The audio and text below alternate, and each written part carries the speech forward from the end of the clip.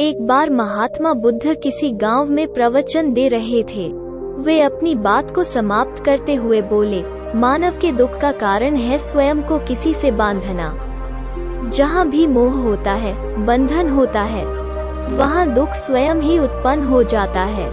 अतः अपने बंधनों को जानें और उनसे बाहर निकलने का प्रयास करें। इसके बाद उन्होंने सभी लोगों को आशीर्वाद दिया और फिर अपने आश्रम को लौट गए। अगले दिन उनसे एक व्यक्ति मिलने आया। वो बुद्ध को दंडवत करता हुआ बोला, महात्मन, मैंने कल आपका उपदेश सुना। आपकी बातें मेरे हृदय में उतर गई हैं। मैंने अपने बंधनों को तोड़ दिया है, सारी मोह माया का त्याग कर दिया है। अब मैं आपकी शरण में आना चाहता हूँ। उस व्यक्ति की बातें सुनकर बुद्ध मुस्कुराए और धीरे से बोले, मुझे विस्तार से बताओ वत्स, तुमने कौन कौन से बंधन तोड़े और किसका मोह त्याग दिया है? वो व्यक्ति बोला, मेरे घर पर मेरे बूढ़े माता पिता और पत्नी है। मेरा एक छोटा बच्चा भी है। मेरी पत्नी बहुत बीमार रहती है। उसके कष्ट देखकर मैं अक्सर सोचता रहता था कि वो मर जाए तो उसके कष्ट दूर हो जाएं। उसकी वजह से मैं बहुत दुखी रहता हूँ। लेकिन कल जब मैंने आपका उपदेश सुना तो मेरी समझ में आ गया कि मेरे परिवार से मेरा बंधन ही मेरे दुखों का कारण है।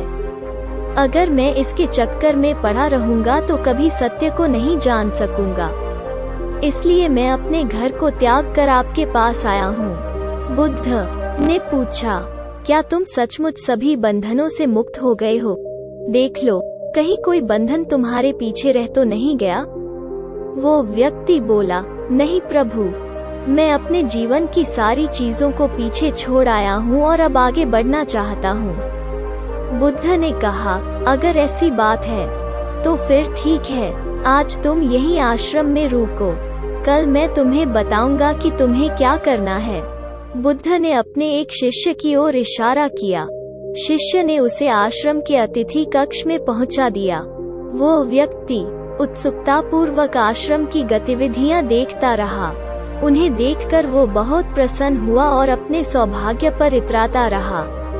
अगले दिन बुद्ध ने उस व्यक्ति को एक कार्य सौंपते हुए कहा, तुम्हें पूर्व की दिशा में जाना है। वहाँ पर तुम्हें एक गांव मिलेगा। गांव के बाहर ही एक साधिका का घर है। वो तुम्हें कोई वस्तु देगी। उसे लेकर तुम्हें वापस मेरे पास आना है। वो व्यक्ति पूर्व दिशा की ओर चल पड़ा। गर्मी का मौसम था। कुछ ही देर में वो पसीने से तरबतर हो गया। उसे प्यास भी सताने लगी। वो सोचने लगा कि अगर इस समय मैं अपने घर पर होता तो इस तरह गर्मी में पसीना नहीं बहाना पड़ता। कुछ दूर और चलने पर उसे भूख भी सताने लगी, पर वो एक सुनसान और बंजर रास्ता था।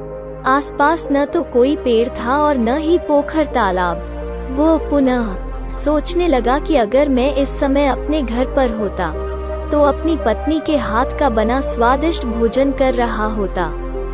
पता नहीं क्यों बुद्ध ने मुझे गर्मी में इतनी दूर भेज दिया। काफी देर तक चलने के बाद वो व्यक्ति गांव में जा पहुंचा। गांव के बाहर ही एक घर बना हुआ था। उसने दरवाजे के पास पहुंचकर उसे धीरे से खटखटाया। दरवाजे को एक साधिका ने खोला। उसके चेहरे पर एक अद्भुत तेज था। वो व्यक्ति उसे देखकर मंत्रमुग्ध हो गया।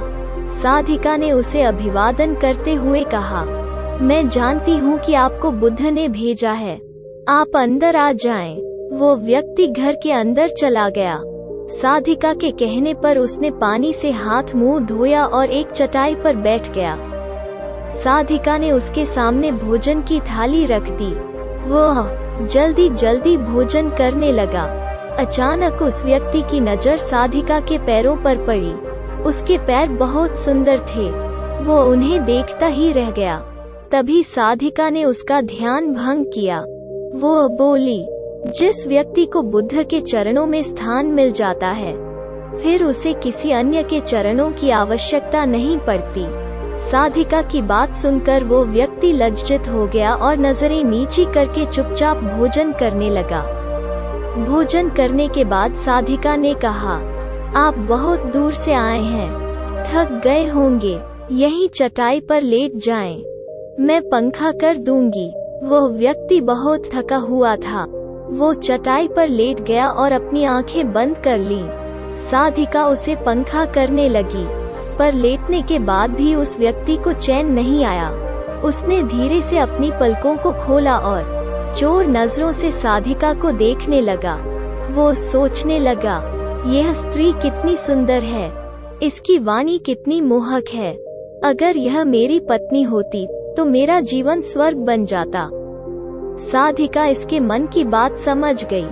वो बोली, शरीर में कुछ नहीं रखा है, यह केवल मांस, मज्जा और अस्थियों का जोड़ है। जो व्यक्ति इसके आकर्षण से मुक्त हो जाता है, वही सत्य को प्राप्त कर पाता है। यह सुनकर वो व्यक्ति घबरा गया। वो चटाई से उठ बैठा और बोला, अब मुझे बुद्ध के पास जाना चाहिए। कृपया आप मुझे वो सामान दे दें जिसके लिए बुद्ध ने कहा था।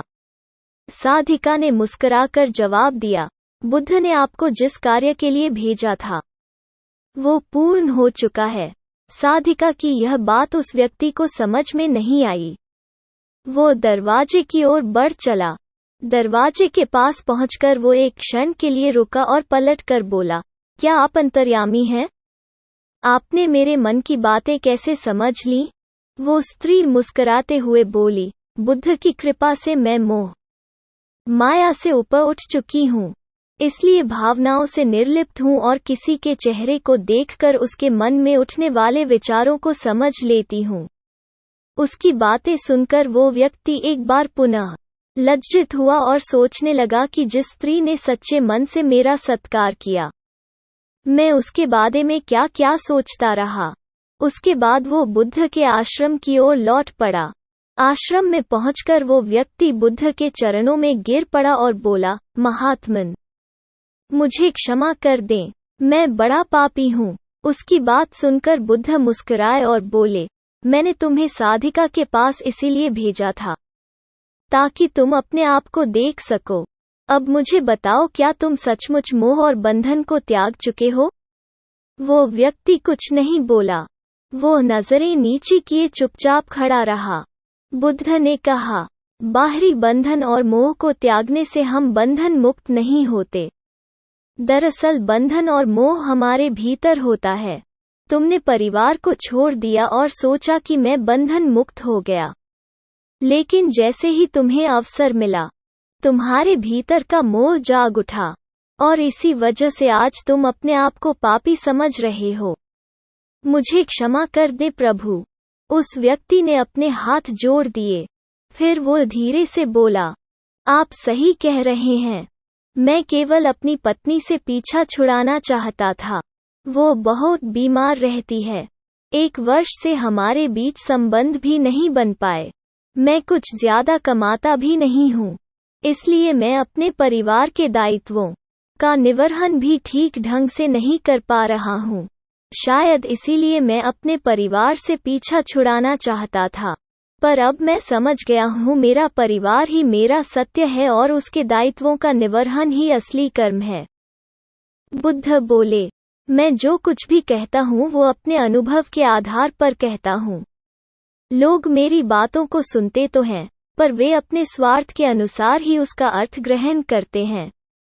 इसीलिए मोह, माया, कामना, इच्छा, वासना, क्रोध को लोग बाहर की ओर खोजते हैं, जबकि यह हमारे भीतर ही है। हम दूसरों को देखकर तरह तरह की कामना करने लगते हैं। कामना से इच्छा जन्म लेती है, इच्छा से वासना पैदा होती है, और वासना की पूर्ति न होने पर क्रोध उत्पन्न होता है। यह सब एक दूसरे से जुड़े हुए हैं। क्रोध के लिए हम सदैव दूसरे को जिम्मेदार ठहराते हैं, जबकि क्रोध का स्रोत हमारे भीतर है। तुम चाहोगे तो क्रोध आएगा, तुम चाहोगे तो क्रोध नहीं आएगा। इसी तरह बंधन बाहर नहीं होते, हमारे मन में होते हैं। हम मन से ही किसी से बंध जाते हैं और मन के कारण ही हम दुख पाते हैं। लेकिन जो व्यक्ति इन बातों की गहराई तक पहुंच जाता है, वो